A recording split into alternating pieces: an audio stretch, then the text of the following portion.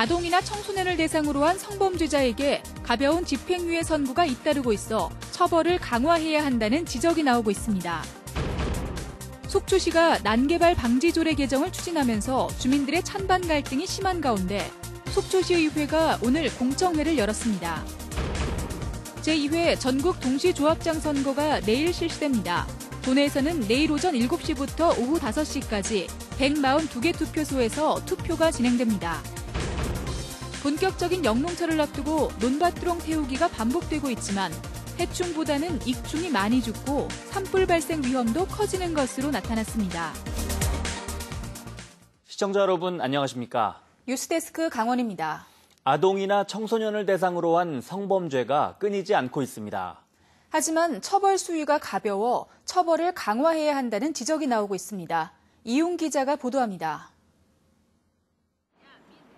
지난해 12월 춘천지법 강릉지원은 12살 여자아이를 수차례 추행한 50대 남성에게 징역 3년, 집행유예 5년을 선고했습니다.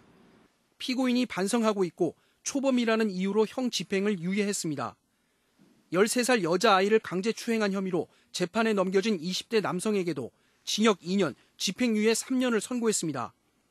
이 피고인도 잘못을 뉘우치고 있다는 이유로 형 집행이 유예됐습니다. 미성년자를 강제 추행할 경우 최고 10년 이하의 징역형을 받을 수 있고 처벌을 강화하자는 목소리도 나오고 있지만 법원 판결은 비교적 관대합니다. 최근 3년간 아동 청소년의 성보호에 관한 법률 위반 판결 현황을 분석한 결과 집행유예나 벌금형이 선고된 건 54%에 달했고 해마다 비율도 높아지는 추세입니다. 가벼운 처벌이 이어지면서 재범도 늘고 있습니다. 미성년자 대상 성범죄자의 재범률은 지난 2011년 5.9%에서 2015년에는 10.2%로 높아졌습니다. 그 아동 청소년 피해자의 성격을 반영하지 않은 채 폭력이 진행되는 경우가 좀 있어서 그런 경우는 좀 법정도 높이고 양형 기준도 높일 필요가 있다 이런 생각이 듭니다. 중형을 선고하는 미국이나 유럽처럼 처벌 수위를 강화하지 않으면 아동 청소년 대상 성범죄를 근절하기 어려울 거라는 지적이 나오고 있습니다. MBC 뉴스 이용입니다. 속초시가 건축 행위를 제한하는 난개발 방지 조례 개정을 원안대로 추진하겠다고 밝히면서 지역에서 찬반 갈등이 심합니다. 속초시의회가 조례 심의를 앞두고 공청회를 열었습니다. 김영호 기자가 보도합니다. 속초시 의회가 주최한 공청회에는 앉을 자리가 없을 정도로 시민들의 관심이 높았습니다. 조례 개정 반대 측은 고도 개발을 막는 건 재산권 침해며 속초 발전을 저해하는 것이라고 주장했습니다. 초고층 도시 개발은 세계적인 추세입니다. 속초시는 전국에서 가장 작은 면적을 가진 자치단체이기 때문에 고도 개발이 필연적으로 요구되고 있는 도시입니다.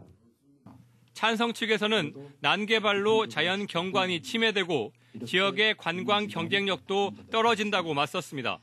새로운 도시 문제가 발생하고 있습니다. 경관, 일조권, 교통 문제까지. 업체들은 살판났지만 다수의 주민 피해가 발생하고 있습니다. 철도 연결과 속초 항로 등 개발 호재 상황에서 민간 투자가 다른 지역으로 이동할 수 있다는 우려도 있었지만 장기적인 도시계획 비전이 필요하다는 의견도 나왔습니다. 속초시 의회는 시민 의견을 수렴해 신중하게 조례를 처리할 계획이라고 밝혔습니다. 어느 한쪽에 치우치지 않는 공정한 심의 과정을 통해서 이번 조례 개정안을 논의할 계획이 있고 시민들의 의견이 충분히 수렴됐다고 생각을 하면은 가급적이면 빨리 처리할 예정이 있습니다. 속초시가 추진 중인 난개발 방지 조례는 건축물 높이와 면적을 제한해 고도를 낮추는 게 주요 내용입니다. 난개발 논란에 따른 찬반 갈등이 최고조에 달하고 있는 만큼 이제 속초 시민들은 시의회가 어떤 결정을 내릴지 주목하고 있습니다. MBC 뉴스 김영호입니다. 국토교통부 장관 교체에 따라 강릉선 KTX 출발과 도착역의 서울역 일원화 여부에 관심이 집중되고 있습니다. 지난 8일 단행된 개각으로 국토교통부 장관의 최정호 전 전북부지사가 기용돼 강릉시와 강릉상공회의소 등은 강릉선 KTX 출발과 도착역의 서울역 일원화 문제가 이르면 이달 안에 결정될 것으로 기대하고 있습니다. 강릉 지역에선 강릉선 KTX 활성화를 위해 청량리와 서울역으로 나뉘어 있는 출발역과 도착역의 서울역 일원화를 계속 요구하고 있습니다. 평창 동계올림픽 유산을 계승하고 사후 활용을 담당할 올림픽 기념재단이 이달 중 정식 출범합니다. 강원도와 문화체육관광부는 오는 22일 평창 동계올림픽 패럴림픽 대회 조직위원회 해산을 전후해 올림픽 기념재단 창립 총회와 이사회를 열 계획입니다. 이를 위해 올림픽 기념재단 이사진을 선임하고 다음 달부터 임직원 채용과 사무실 확보 등 실무 준비도 착수할 예정입니다. 한편 올림픽 기념재단은 평창 동계올림픽 잉여금 619억 원의 일부 기금을 추가 출연해 자본금 1,000억 원을 조성할 방침입니다.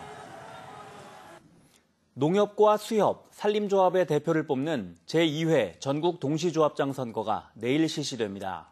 도내에서는 142개 투표소에서 내일 아침 7시부터 오후 5시까지 투표가 진행됩니다. 김상훈 기자가 보도합니다. 공정한 선거를 위해 시작된 전국 동시조합장 선거. 도내에서는 이번 선거에서 농수축협과 산림조합 등 모두 100개 조합장을 새로 선출합니다. 이 가운데 무투표 당선이 확정된 13곳을 제외한 87개 조합에서 10만 3천여 명이 투표에 참여합니다. 투표는 아침 7시부터 시작해 오후 5시까지 진행되고 조합원인 선거인은 반드시 신분증을 지참해야 합니다. 선거인 명부에서 본인을 확인한 후 기표를 하고 투표함에 넣으면 소중한 한 표를 행사할 수 있습니다. 도내 투표소는 모두 142곳. 특히 선거인은 자신이 소속된 조합 시군에 어느 투표소에서나 투표를 할 수 있습니다. 지연 혁연 할인에 의한 투표 행위가 많이 나타나고 있습니다. 근본 제2의 동시조합장 선거를 계기로 정책 선거가 될 수 있도록 조합원 여러분들은 후보자의 정책이나 공약을 잘 살펴보시고 농업과 어업, 축산업처럼 1차 산업의 비중이 큰 강원도에서 조합의 중요성은 더욱 커지고 있습니다. 앞으로 4년 동안 지역 조합을 이끌 조합장, 조합 직원 인사권과 사업 집행권에 큰 영향을 미치는 만큼 꼼꼼하게 후보자들의 자질과 능력을 비교하고 선택해야 합니다.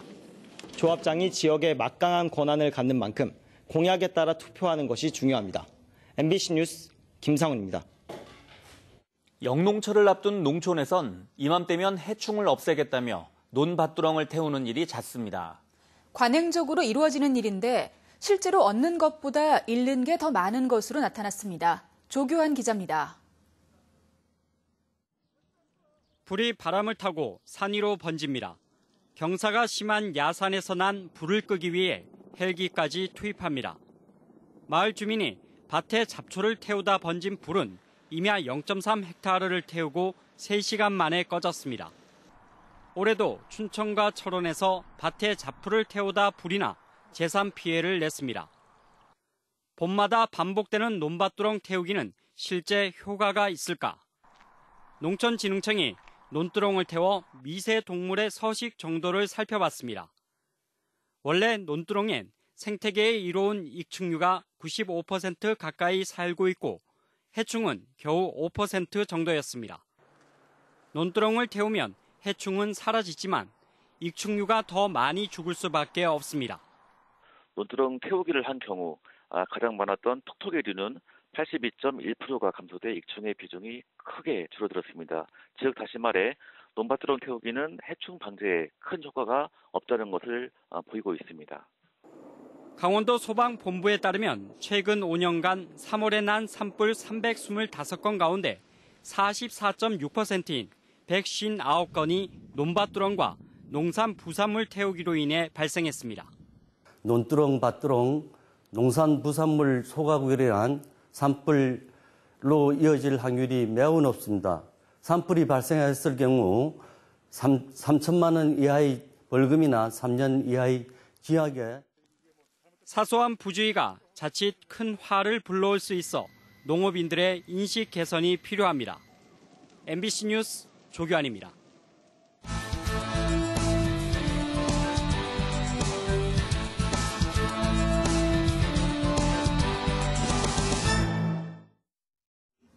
강릉 펜션 가스 사고 이후 강릉시가 지역 숙박업소의 가스 시설을 점검한 결과 부적합 시설이 절반 이상으로 나타났습니다. 강릉시는 이번 점검에서 가스 사용 숙박업소 270곳 가운데 169곳에서 배관의 마감 처리가 미흡하거나 금속 배관을 사용하지 않는 등 부적합한 설비가 발견됐다고 밝혔습니다.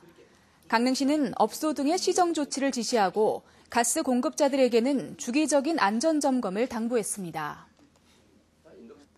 강원도 육아 기본수당 지원 조례가 시행됨에 따라 올해 1월 1일 이후 출생한 도내 신생아 1명당 한 달에 30만 원이 지급됩니다.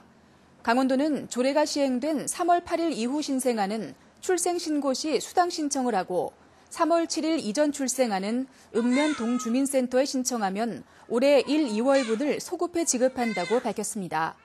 육아 기본수당은 1년 단위로 재신청을 받고 출생 후 48개월까지 지급됩니다. 강원도는 올해 육아 기본수당 예산으로 149억 원을 확보했습니다. 문화재 등록이 추진 중인 고성지역 DMZ 감시초소인 369GP의 명칭이 고성GP로 변경될 예정입니다. 강원도는 군사작전과 연계된 369GP의 명칭을 최북단 고성지역의 상징성을 담은 고성GP로 변경해 문화재로 등록하는 안을 문화재청에 건의했다고 밝혔습니다. 남북 군사당국 합의로 철거하지 않고 남측에 유일하게 남아있는 369GP는 통일전망대와 금강산 전망대, 노무현 벙커 등을 연계한 관광사업이 추진되고 있습니다. 올해 초 동해시를 찾은 전지훈련팀이 지난해 1년보다 많은 것으로 집계됐습니다.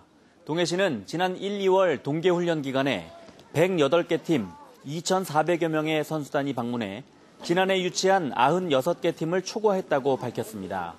동해시는 올해 동아시아 유도대회와 아시아 하키대회 등 국제대회 3개와 전국대회 15개를 개최하고 전지훈련단을 유치하면 300억 원의 지역경제 파급 효과를 거둘 것으로 기대하고 있습니다. 지난달 25일 발생한 태백산 장군단의 벽체 붕괴 원인은 자연재해로 밝혀졌습니다. 문화재청과 경찰 관계자 등이 태백산 장군단 붕괴 현장 감식을 실시한 결과 돌로 쌓은 벽체가 튼튼하지 않고 겨울철에 해빙과 동결을 거듭하며 무너진 것으로 판단됐습니다. 태백시는 장군단 보수 작업을 실시하고 관련 기관과 협의해 내년에 CCTV를 설치할 계획입니다.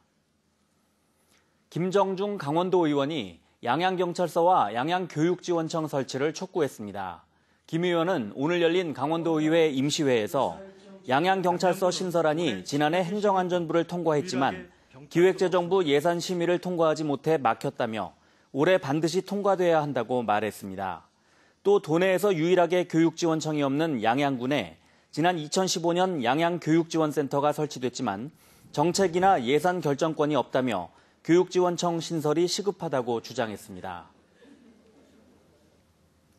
정의당 강릉시 위원회는 최용집 전 강원랜드 사장의 채용 청탁 증언에 대한 성명을 발표했습니다. 정의당 강릉시 위원회는 최용집 전 강원랜드 사장이 재판에서 권성동 국회의원의 채용 청탁을 받았다는 증언에 대해 권 의원은 진실을 밝히라고 요구했습니다. 또 강원랜드 채용비리 사건 관련자들에 대한 엄중한 처벌을 촉구했습니다. 정선 동강 할미꽃 축제가 오는 29일 개막해 사흘 동안 정선읍 동강 생태체험학습장 일원에서 펼쳐집니다. 올해로 13회째를 맞는 동강 할미꽃 축제는 제례를 시작으로 정선 군립 아리랑 예술단 공연과 사물놀이 등 다양한 개막 공연이 열립니다. 또 동강 할미꽃 심기와 동강변 걷기, 지풀과 목공예 등 체험 프로그램과 전시회도 함께 열립니다. 강릉시는 올해 167억 원을 들여 노인 일자리 사업을 추진합니다. 오늘 발대식이 열린 강릉시 노인 일자리 사업은 오는 11월까지 사랑의 밥퍼드림, 유해전단 어르신 보안관, 보육시설 지원 등 51개 사업단에 5,563명이 참가할 예정입니다. 사업비는 지난해보다 37억 원이 늘었고 참가 인원은 700여 명 증가했습니다. 삼척시가 인공부화를 통해 생산한 어린 연어 120만 마리를 방류합니다. 삼척시는 지난주 마읍천에 어린 연어 60만 마리를 방류한 데 이어 오는 14일 오십천에 60만 마리를 방류합니다. 삼척시는 지난해 가을 하천에 돌아온 연어 2천여 마리를 포획해 체란과 인공 부화를 통해 120만 마리의 어린 연어를 생산했습니다. 삼척시는 지난 1967년부터 연어 방류를 시작해 지금까지 6천만 마리를 방류했다고 밝혔습니다. 뉴스를 마칩니다. 고맙습니다.